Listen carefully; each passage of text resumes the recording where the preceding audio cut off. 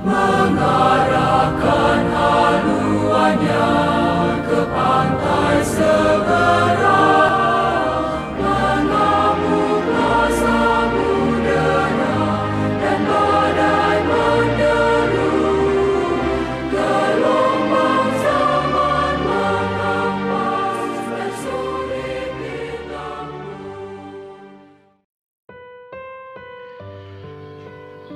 Bapak, Ibu, saudara-saudara yang terkasih dalam nama Yesus Kristus, selamat berjumpa kembali dalam channel Inspirasi Sabda Bagi Keluarga, Komisi Keluarga Keuskupan Agung Medan. Hari ini Sabtu 4 Maret 2023, adapun bacaan untuk inspirasi kita diambil dari Injil Matius bab 5 ayat 43 sampai 48. Kamu telah mendengar firman, kasihilah sesamamu manusia dan bencilah musuhmu. Tetapi aku berkata kepadamu, kasihilah musuhmu dan berdoalah bagi mereka yang menganiaya kamu. Karena dengan demikianlah kamu menjadi anak-anak Bapamu yang di surga, yang menerbitkan matahari bagi orang yang jahat dan orang yang baik, dan menurunkan hujan bagi orang yang benar dan orang yang tidak benar. Apabila kamu mengasihi orang yang mengasihi kamu, apakah upahmu? Bukankah pemungut cukai juga berbuat demikian? Dan apabila kamu hanya memberi salam kepada saudaramu saja, apakah lebihnya daripada perbuatan orang lain? Bukankah orang yang tidak mengenal Allah pun berbuat demikian? Karena itu, haruslah kamu sempurna, sama seperti Bapamu yang di surga adalah sempurna. Demikianlah sabda Tuhan. Terpujilah Kristus. Bapak, Ibu, saudara-saudara yang terkasih, kata musuh sudah selalu sering kita dengar. Musuh, lawan, sebaliknya teman dan kawan. Itulah yang terjadi dan nampak dalam pergaulan sehari-hari bagi kita manusia yang hidup di dunia ini. Bacaan Injil hari ini menghadirkan inspirasi yang luar biasa. Seperti yang dikatakan dalam Injilnya tadi, apabila kamu mengasihi orang yang mengasihi kamu, apakah upahmu? Dan apabila kamu hanya memberi salam kepada saudaramu saja, apakah lebihnya dari perbuatan orang lain? Karena itu haruslah kamu sempurna, seperti Bapamu di surga adalah sempurna.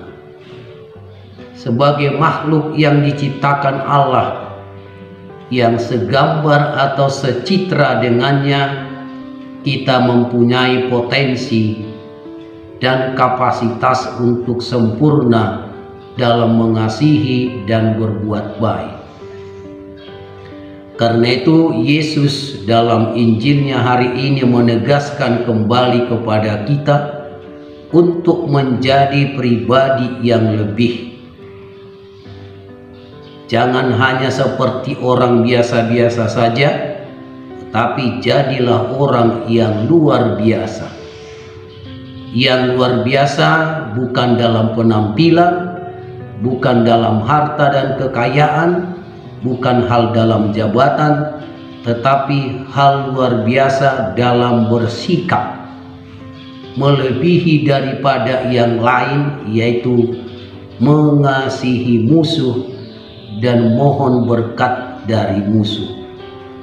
Kalau persekutuan rohani antara Kristus dan orang-orang percaya tidak kuat, tidak akan ada orang yang bisa melaksanakan perintahnya, seperti yang kita dengarkan hari ini.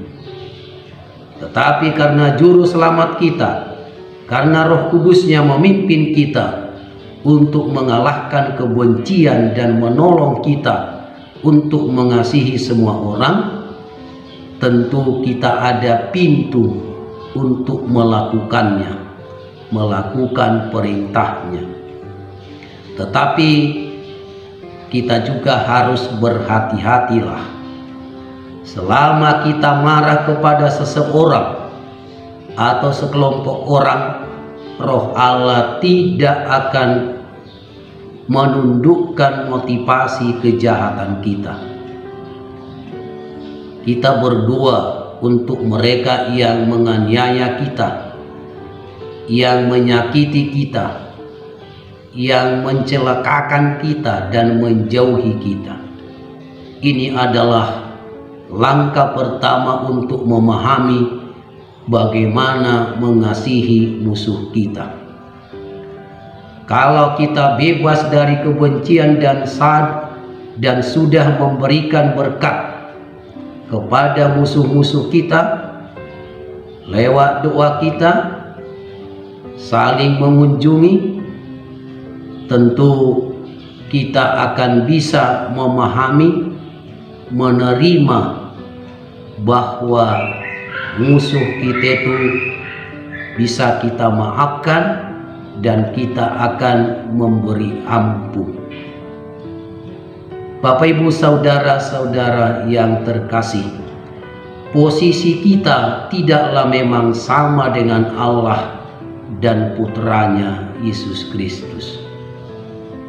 Tetapi pengorbanan Yesus dengan penghinaan-penghinaan kepada Yesus, kata-kata Kristus dalam bacaan hari ini merupakan pengajaran yang sangat luar biasa dan kita kagumi, namun juga tidak disukai oleh orang kebanyakan karena sangat bertentangan dengan apa yang biasanya orang dunia lakukan kepada musuh-musuhnya. Kristus mengajar kita untuk mengasihi dengan total kepada sesama. Saat kebanyakan orang di dunia ini menuntut balas ketika disakiti, dicurangi atau dirugikan, Kristus mengajak kita untuk mengasihi mereka. Bahkan Dia mengajak kita untuk mendoakan mereka yang telah menganiaya kita. Tentu bukan hal yang mudah untuk menerapkannya di dalam kehidupan kita sehari-hari, karena harus melawan ego kita untuk tidak menuntut balas. Tetapi Kristus memberi teladan saat Ia mendoakan orang-orang yang menganiaya Dia. Semoga kita dimampukan. Amin.